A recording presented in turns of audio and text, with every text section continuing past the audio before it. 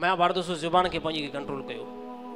हज़रत माज़ बिन जबल रज़ी अल्लाह ताला अनु अल्लाह जे नबी जॾहिं उनखे न हिकिड़े इलाइक़े तरफ़ हाकिम करे मोकिलियो त उन साहबी जो या रसूल नसीहत का कयो, नसीहत मूंखे कयो। अल्लाह जे नबी फरमायो हा नसीहत तो कयां थो। अल्लाह जे नबी उन घोड़े ते सुवार कयो साहबी खे ऐं अल्लाह जे नबी जेको आहे न मार अल्लाह जे नबी हथ में केॾो साहबी अहिड़ो मक़ाम आहे पाण घोड़े ते नबी अकरम सल्लल्लाहु अलैहि वसल्लम पैदल हलनि था मार खे हथ में अल्लाह जे नबी नसीहत कंदा विया विया विया आख़िरी जते स्टॉप थियो। अल्लाह जे नबी फरमायो ए माज़ नसीहत हिकिड़ी कयां न तोखे, नसीहत हिकिड़ी कयां नसीहत तो घुरे न या रसूल नसीहत। अल्लाह जे नबी छा फरमायो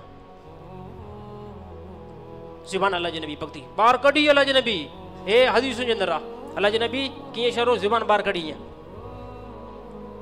ॿाहिर कढी करे अल्लाह जे नबी पकतो ज़ुबान खे ए माज़ हे ज़ुबान आहे हे ज़ुबान आहे हे तुंहिंजे कंट्रोल में अची वई न हे कंट्रोल में अची वई न सॼे दीन ते हलेंदो सॼे मुकमल दीन ते हलेंदो।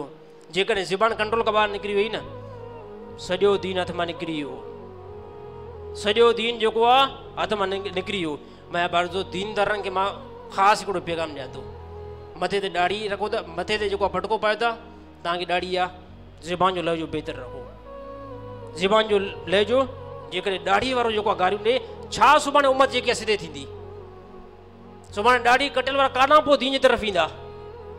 मां ॾिसां थो अक्सर आहिनि ईअं मथे ते फटको आहे ॾाढ़ी जेकी आहे पूरो लिबास हुन ते इहो आहे पर जेको आहे उहो ज़ुबान कंट्रोल में न आहे। मैं बार ॾिसो मुस्लमान ई भॼंदा मुस्लमान असांखां मुस्लमान ई भॼंदा पंहिंजी ज़ुबान खे जेको आहे बहितर बणायो ज़ुबान खे पंहिंजी इख़लाक़ वारो बणायो। इहो ई इस्लाम जो हुकुम करे इहे नबी अकरम सल्लल्लाहु अलैहि वसल्लम इहा ई नबी जी तालीम आहे।